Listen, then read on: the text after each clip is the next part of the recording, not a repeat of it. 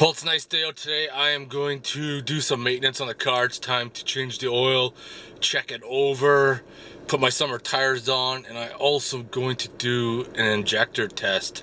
But we're going to talk about that a little later on in the video on why I want to do that. Alright, I'm just underneath the TDI. Now, those of you asked are mentioned in Aubrey's video, the reason why we suck it out, because in order to change the oil from the pan, you got that skid pan right there you got to remove. But the oil drain plug is right there. So I'm just going to drain it by hand because it's my first oil change. And I want to see if there's any kind of like metal filings in there from, you know, engine wear, especially from using that pulley. We're going to find out. There we go, just draining it in. Now, somebody had mentioned in a previous video that I should crack this cap and let the filter drain while the oil's draining, so we're going to see what happens.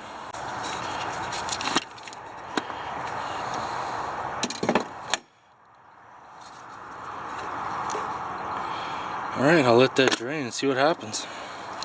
I'm rocking OEM parts and got the oil from the dealership. This is what the dealership is using. I got the oil right there, and so far I'm not seeing any discoloration in the oil that you would normally see if you're having like a bearing failure or something. So we're gonna start pouring it into the recycle container. No, this is good. I didn't see any kind of bearing shit in there at all. Nothing out of the ordinary besides for the crud that builds up in this thing when it sits in my shop for months. Well, let's see if that guy was lying or not. Let's pull this out.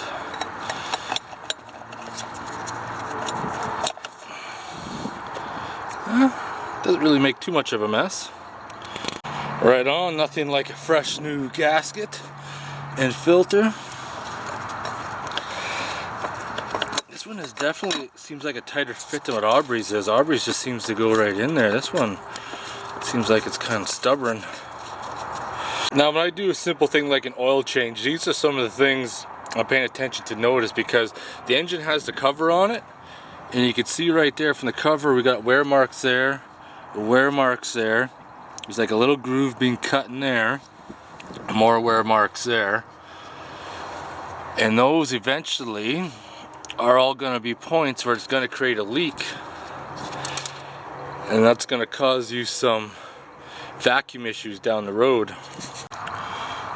Now we're just adding the oil. I'm probably going to put about 4 liters in it and start her up. Check for leaks. Looking good up top. No leaks down below. So if you notice the cars on jack stands, I only put in enough oil to safely start it. Once I get that cover back on the bottom and we'll drive it off the ramps, we'll double check the oil and fill our drain if necessary. The oil is good and topped off. I just topped off the washer fluid. Antifreeze still looks like it's good. I'm just going to double check the air filter because I don't know when it was changed last. If the dealership changed it before I bought it. So when I bought the oil, I bought the air filter, so let's go have a look. I think it's safe to say that I'm going to change this out. You can see the difference. So I think we're done underneath here. To recap, we changed the air filter, and oil, refilled the windshield washer fluid, checked the antifreeze, looked around for things that I need to keep an eye on, like the vacuum hoses. Now, I know the belt's still good because I just changed the pulley over recently.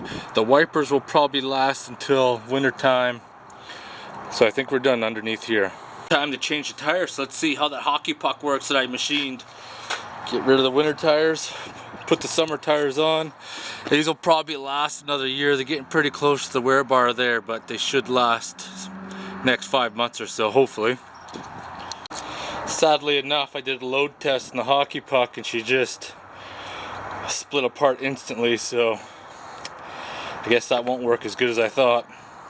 Well, you never know until you try and test it. Oh well. The tire was having a slow leak all year. The only thing I could find was right there. There's no way that could cause a leak. No, it's hardly even stuck in, as you can see. Can't seem to find anything, but I'll put this on top of the pile and save it for another day. But what we're going to look at Well, I got the tire off. Gonna look at the brake pads. Seems like there's lots of brake pads left. And, you know, inspect the brake hoses. You know, examine for anything like the CV boot. Examine for anything that might be worn. But so far this looks pretty good. Same thing for the rear tires. I'm gonna inspect the brakes. Gonna look at the shock, the spring, brake hose, sensors. See if there's anything that needs attention. A little rusty, but still looking all right. So I had one guy a little while ago was trying to tell me that an air hammer can break a frozen tire off, so I'm going to show you right here. Most times that's fucking bullshit. I've already been hammering on it for a while. As you can see, it's frozen. So right around the hub.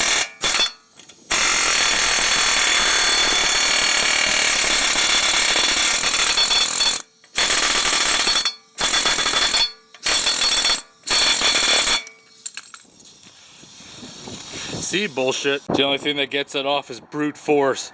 Use a big hammer or your foot to beat on it and it'll come off.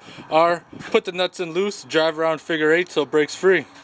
I can honestly say in all my years of working in the trade, I've never had an air hammer loosen anything for me that's been stuck. It's always been heat or brute force to break it free. For all you torque Nazis, make sure you torque your lug nuts. I'm going at 100 foot-pounds, and then check them again in a week, or 100 kilometers. Put the scanner in, and we're just gonna do the oil reset.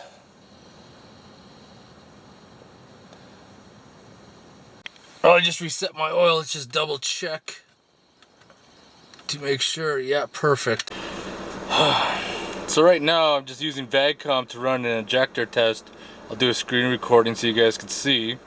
Because ever since this car was new, I got the service logs that sometimes it'll surge, and my F350 used to do the exact same thing when the injectors were failing.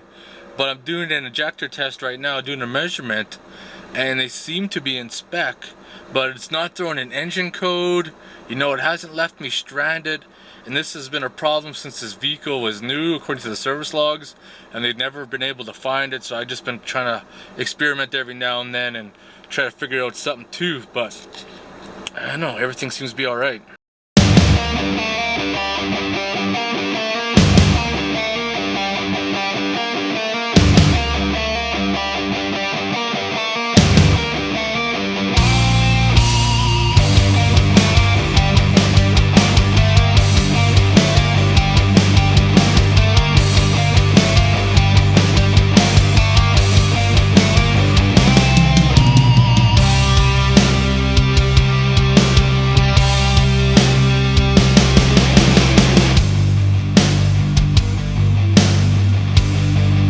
Numerous scanners, but if you have a Volkswagen, spend the money, buy a Ross Tech for Vag-com.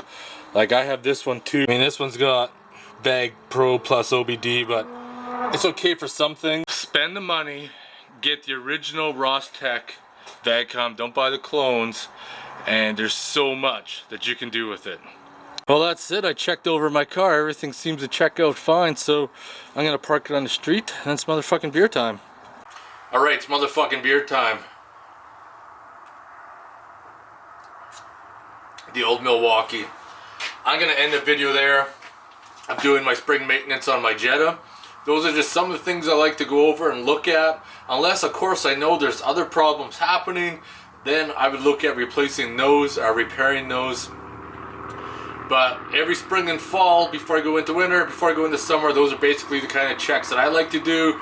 So I want to know what you guys do before you guys enter spring and winter, what you guys do to your vehicle to make sure that it's ready. Anyways, motherfucking beer time. I'm going to talk to you guys later.